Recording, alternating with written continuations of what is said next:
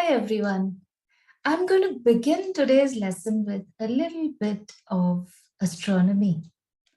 The galaxy that includes our solar system is the Milky Way.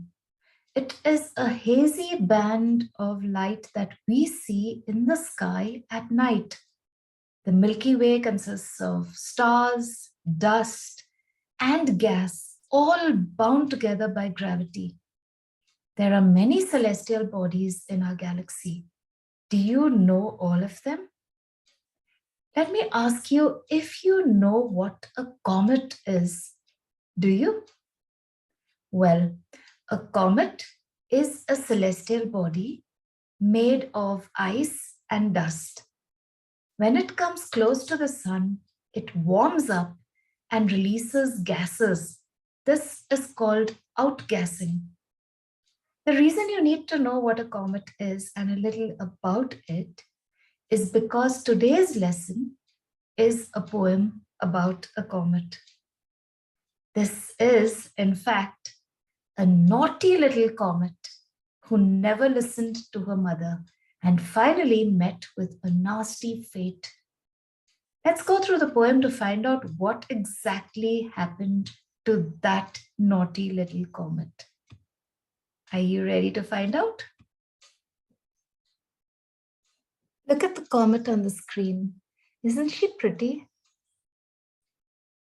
So, what are we doing today? The name of the poem is A Naughty Little Comet by Ella Wheeler Wilcox. A Naughty Little Comet by Ella Wheeler Wilcox. Do you know what the Milky Way is? It is a galaxy that contains our solar system. There are several stars, planets, moons, comets, and other unidentified rocks in our galaxy. That means rocks we know nothing about. Let us read this poem about a naughty comet. There was a little comet who lived near the Milky Way. She loved to wander out at night and jump about and play. So you saw what a comet looks like. I showed you a picture in the beginning. There was a little comet like that who lived near the Milky Way. She loved to wander out at night, to roam around and jump about and play. The mother of the comet was a very good old star. She used to scold her reckless child for venturing out too far. She was a very good star, and she used to shout at her reckless child, reckless meaning a very careless child, a child who did not care about the dangers that were out in the world. A reckless child for venturing out too far, venturing meaning she went out, wandered a bit too far out of the zone where her mother would usually let her wander. She told her of the ogre sun. Mother, the mother star, told the comet about the ogre. Ogre is a giant, a cruel, frightening giant who eats people. And Mother Star called the sun an ogre because the sun used to eat comets up. Well, not actually. In the poem, we're going to say that the sun eats comets up. But actually, a comet who goes close to the sun disappears because it first releases gases, like I told you in the beginning. And then after some time, you don't get to see it anymore. So Mother Star told the comet about the ogre sun who loved on stars to sup. Sup means take little sips or spoonfuls. So Mother Star told the comet, her baby, please be careful. Don't wander too far. Don't go close to the sun because the sun is like an evil giant who eats people, and the sun will eat you up slowly but surely. And who asked no better pastime than in gobbling comets up. Who are we talking about? The sun. The sun has a favorite pastime. And what is the pastime? To gobble comets up. To gobble means to eat hungrily and very fast. But instead of growing cautious, instead of being careful after hearing what her mother had to tell her, and of showing proper fear, and of being scared of what was in her future, of what the sun was like. The foolish little comet edged up nearer and more near. The comet was so foolish that she went closer and closer to the sun. She did not listen to her mother. She switched her saucy tail. She moved her saucy tail. Saucy means very lively tail along right where the sun could see. She was not afraid of the sun, even though her mother had warned her. And she went so close to the sun that the sun saw her. And then she also flirted with old Mars. You know, Mars is a planet. She went close to Mars and was as bold could be. She was not scared at all. She was having fun. She was having the time of her life. She laughed to scorn the quiet stars. She laughed at the stars because they were so quiet. They never frisked about. Scorn meaning she made fun of them. Because they never frisked about, meaning they never ran or jumped playfully like how she did. They never wandered out the way she did. So according to her, they never lived their lives the way they should have lived their lives, like her, you know, to be daring and bold and go where you're not really allowed to go. So she laughed at them and made fun of them. Of who? The quiet stars. She said there was no fun in life unless you ventured out. She said if you don't go beyond what you're supposed to go, beyond what you're supposed to do, then you won't have fun in life. Life is only worth living if you venture out, if you go further, if you explore. She liked to make the planets stare. The planets stared at her because they were afraid for her and they knew what was going to happen to her. They had been in the sky so much longer than her. They had seen bad things happen to little comets who were disobedient and playful like this and bold. So they stared at her and they wished no better mirth than just to see the telescopes aimed at her from the earth. She liked to make the planets stare. They stared at her because of what she was doing, and she didn't care. She liked that they stared at her. She was very vain, proud and vain. You know, vanity? Like you are so proud of yourself. You want to look good and you want people to look at you. So she wanted the planets to stare at her. She wanted people to stare at her from the earth. And how do people stare at comets from the earth? They use telescopes. They can see. You can see a comet if you look at the sky, but if you want to look at a comet closely and observe it carefully, then you will need a telescope. She wished no better mirth, mirth meaning joy, happiness, fun. Okay? She loved it. She was having the time of her life doing all the things she was doing and getting people to stare at her. She wondered how so many stars could mope through nights and days. She said, why are the stars just sitting around doing nothing so quietly? Mope meaning spend your time doing nothing and just feel sorry for yourself. How could the stars do that every night and every day and let the sickly faced old moon get all the love and praise? She said, why is everyone praising the moon? Why do they show so much love to the moon? The moon looks so sickly faced. Look at the moon's face. It's ugly. It looks sick. It doesn't look pretty at all like her. And as she talked and tossed her head and switched her shining tail, she talked about it. She tossed her head and she switched her shining tail. She moved it here and there. It was shining. Trail meaning the long thing that you leave behind, the part or line stretching behind or hanging down from her. A comet usually has a head and a tail. So she had this long, beautiful trail. The staid old mother star grew sad. Staid meaning boring and old-fashioned.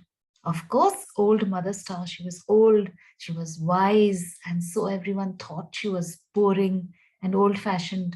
But she was wise, she was a wise old lady. The staid old mother star grew sad. Her cheek grew worn and pale.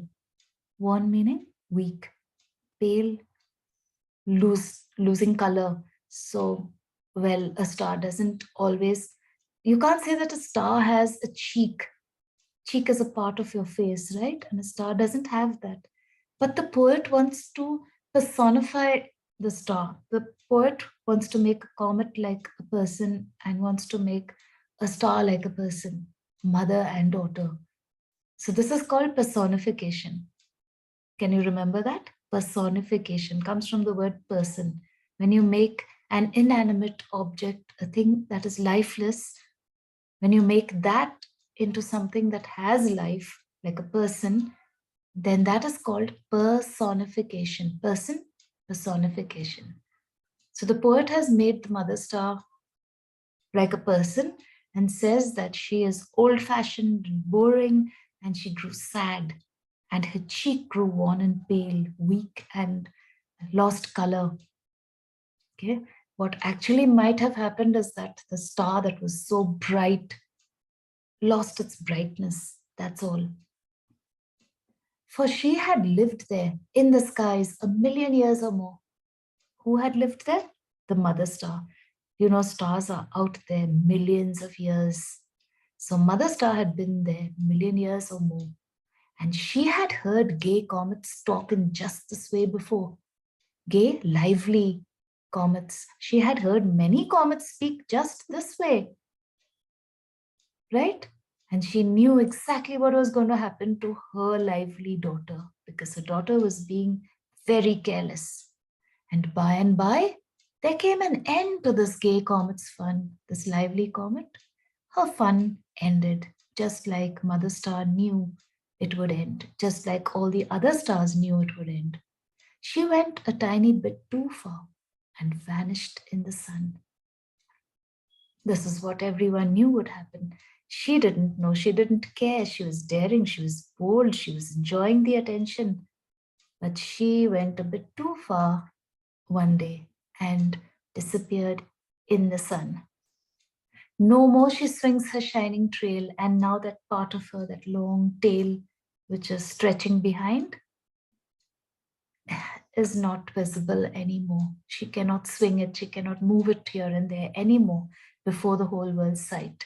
People who are watching from the earth with their telescopes cannot see her any longer. But quiet stars she laughed to scorn are twinkling every night.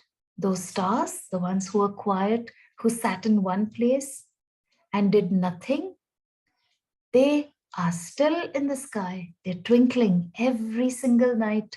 It's only the comet who has disappeared. So I hope you understood the poem. I will go back now and recite it to you without stopping. A Naughty Little Comet by Ella Wheeler Wilcox. There was a little comet who lived near the Milky Way. She loved to wander out at night and jump about and play. The mother of the comet was a very good old star. She used to scold her reckless child for venturing out too far. She told her of the ogre sun who loved on stars to sup, who asked no better pastime than in gobbling comets up.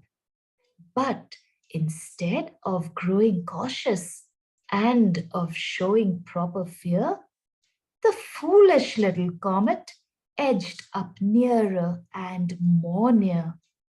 She switched her saucy tail right along, right where the sun could see, and flirted with old Mars, and was as bold could be.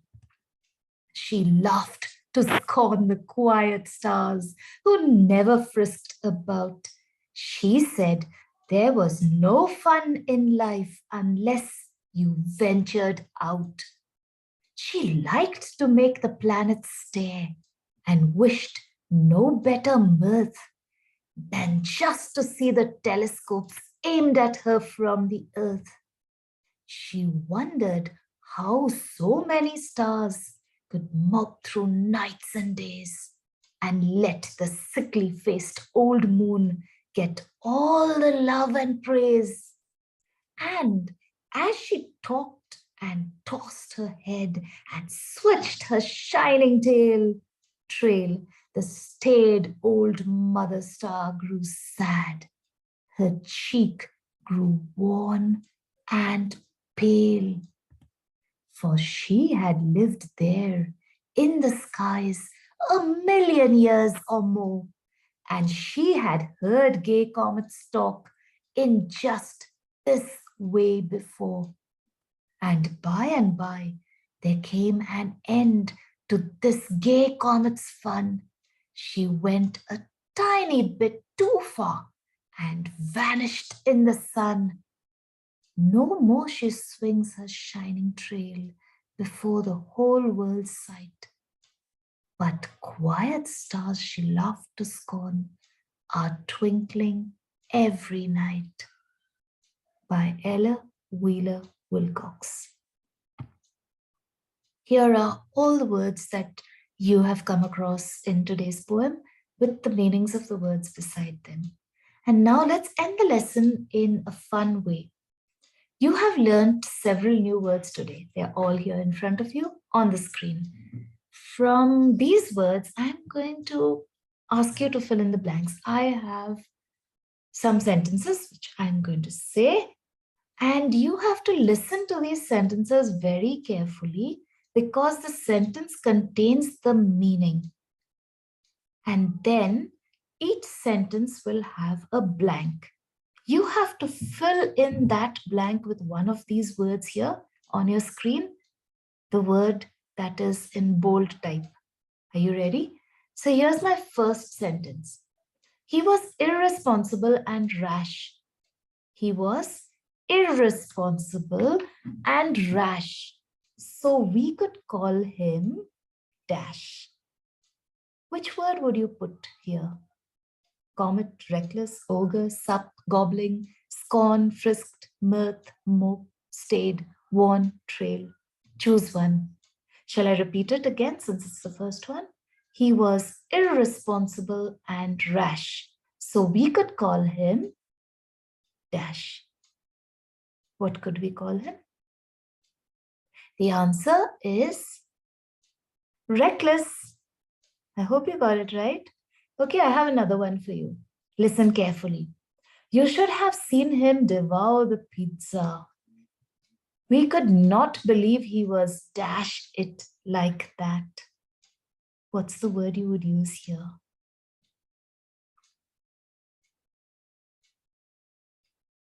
Well, the answer is gobbling.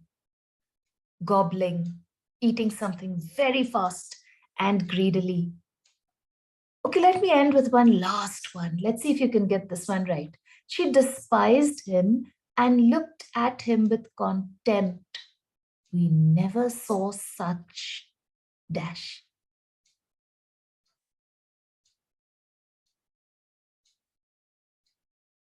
Something to do with hatred.